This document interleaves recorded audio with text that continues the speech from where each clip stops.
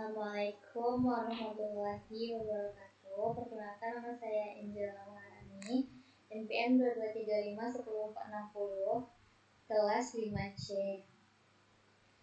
Di sini saya akan mempresentasikan materi belajar dasar pemrograman JavaScript, mata kuliah dasar pemrograman mobile. Poin-poin yang akan dibahas, yang pertama, apa itu JavaScript, yang kedua, gimana penggunaannya, yang ketiga, penggunaan alert, from, log, comment, 4 variabel, 5 tipe data dan operator, 6 array, 7 looping, dan yang ke-8 adalah conditional statement. Yang pertama, apa itu JavaScript? JavaScript adalah bahasa pemrograman untuk membuat sebuah game development atau web server atau bikin aplikasi APK. Jadi dengan adanya JavaScript dapat membuat sebuah elemen HTML menjadi lebih dinamik. Yang kedua, gimana cara penggunaannya? Bisa digunakan menggunakan aplikasi VS Code untuk coding. Langkah-langkah menggunakan VS Code-nya, yang pertama yaitu kita membuat folder baru, kemudian masuk ke folder yang kita buat, dan klik view, kemudian centang file name extension. Yang ketiga, klik kanan kemudian pilih teks dokumen. Yang keempat, rename txt menjadi index.html sampai berubah logonya menjadi from. Yang kelima yaitu masuk ke VS Code, lalu pilih folder yang telah kita buat tadi, kemudian lanjutkan untuk mengoding. Yang ketiga, penggunaan alert, from, log, comment. Yang pertama, alert. Alert ini akan menampilkan pesan dan menunggu pengguna untuk menekan tombol OK. Contohnya yaitu kutip 2 hello world. Yang kedua, from, untuk memunculkan pop-up sekaligus juga menyuruh user untuk mengisi pop-up-nya. Sintaksnya yaitu from, kemudian masukkan usia Anda menggunakan tanda kutip 1.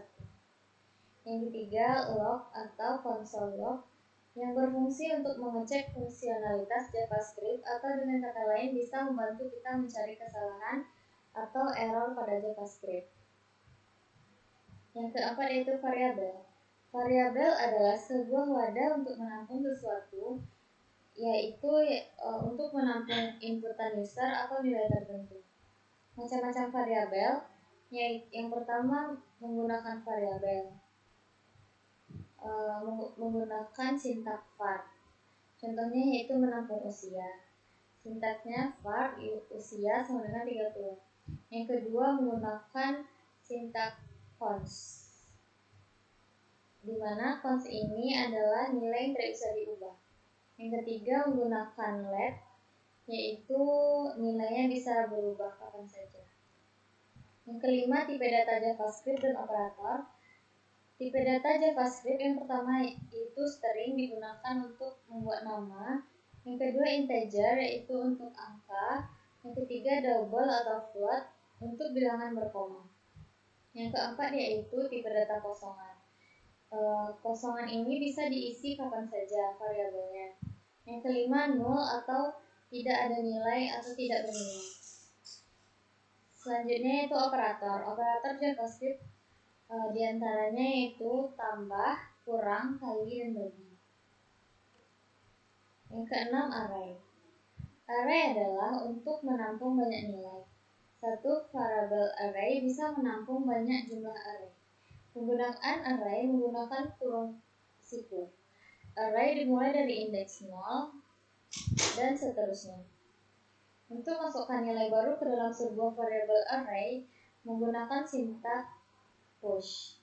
Untuk menghapus nama pertama di indeks pertama menggunakan sintaks shift. Untuk menghapus nama terakhir di indeks menggunakan sintaks pop. Yang ketujuh yaitu looping. Looping terbagi atas 3. Yang pertama, for, digunakan untuk mengulang sebuah proses yang sudah diketahui jumlahnya. Yang kedua, while, yaitu mencari kondisi baru dieksekusi. Perulangan while dipakai untuk program yang lebih terstruktur, Namun berapa jumlah perulangannya belum diketahui. Proses akan terus berlanjut hingga kondisinya bernilai false atau salah, ditunjukkan dengan tanda sama dengan 0. Yang terakhir yaitu do while, dilakukan eksekusi dulu baru mencari kondisinya. Perulangan do while akan mendapatkan minimal 1 kali perulangan. Yang ke-8 adalah kondisi statement if else dan switch. If else merupakan pilihan alternatif dari penyelesaian yang digunakan untuk mencari kondisi yang diinginkan. If sendiri diletakkan setelah pernyataan if, kemudian else merupakan pilihan terakhir yang akan dijalankan jika semua pilihan tidak memiliki nilai benar pada kondisi yang ada atau yang sudah ditentukan. Contohnya yaitu if pacar sama dengan 0, pacar sama dengan belum punya, dan else pacar udah punya.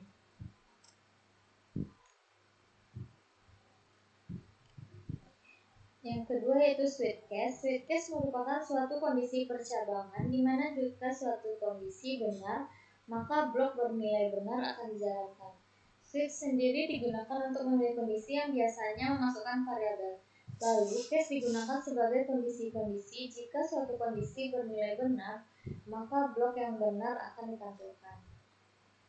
Sini yang bertanya yaitu switch dalam kurung pacar. Kasus yang pertama yaitu punya satu aja, yang tes kedua yaitu punya pacar 2, aku cukup playboy, dan jika tidak kedua-duanya maka default artinya belum punya pacar. Materi selanjutnya yaitu DOM, singkatan dari dokumen objek model, yang merupakan interface program yang memungkinkan developer melakukan pengubahan pada tampilan, konten hingga struktur website tersebut. DOM dapat bekerja dengan memanipulasi JavaScript sehingga bisa melakukan hal ini. Fungsi utama DOM yang pertama melakukan aksi pada elemen, menambahkan dan menghapus elemen, mengubah atribut elemen, dan memberikan respon. Cara kerja DOM adalah memanipulasi sebuah halaman website supaya lebih dinamis dan cara mengambil, menambah, dan mengubah atau menghapus elemen HTML.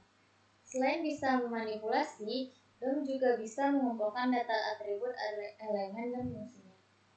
Cara mengambil elemen HTML yang pertama menggunakan nama kelas, yaitu mengambil elemen digunakan metode getElement by className. Kemudian menyimpan hasilnya pada suatu variabel. Yang kedua menggunakan inner HTML, digabung dengan metode getElement by tagName. Metode yang kedua menggunakan inner HTML yang digabungkan dengan metode getElement by tagName sesuai dengan keinginan.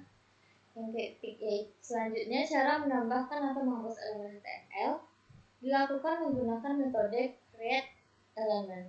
Selain bisa menambahkan elemen, namun juga bisa menghapusnya. Metode yang dipakai yaitu removeChild. Kemudian menulis langsung ke HTML output system. Bisa menulis ke HTML output system dan metode bisa memakai write. Kemudian properti yang dimiliki DOM yaitu yang pertama memiliki fungsi untuk masuk dan memodifikasi dokumen HTML seperti dokumen objek, di mana dokumen HTML telah dimuat dalam window dan objek yang suatu mempunyai sejumlah properti terhubung dengan objek yang lainnya. Dengan adanya objek ini, konten yang ada di website bisa diakses dan juga dimodifikasi. Kedua, window objek, yaitu browser pada puncak hierarki. Objek ini juga otomatis oleh browser serta dipakai untuk seluruh properti di browser. Ketiga, anchor object merupakan properti di DOM yang dapat mempresentasikan header text di dokumen HTML. Yang keempat, link object merupakan properti di DOM yang dapat mempresentasikan link text di dokumen HTML. Yang kelima, form object yaitu properti di DOM yang dapat mempresentasikan form text di dokumen HTML. Yang keenam, form control element yaitu properti di DOM yang dapat dipakai untuk mengatur elemen di formulir seperti tombol, kolom teks, dan checkbox, dan data yang lainnya. Baiklah, sekian hasil presentasi saya. Bila ada kesalahan mohon dimaafkan. Wabillahi taufiq wal hidayah. Assalamualaikum warahmatullahi wabarakatuh.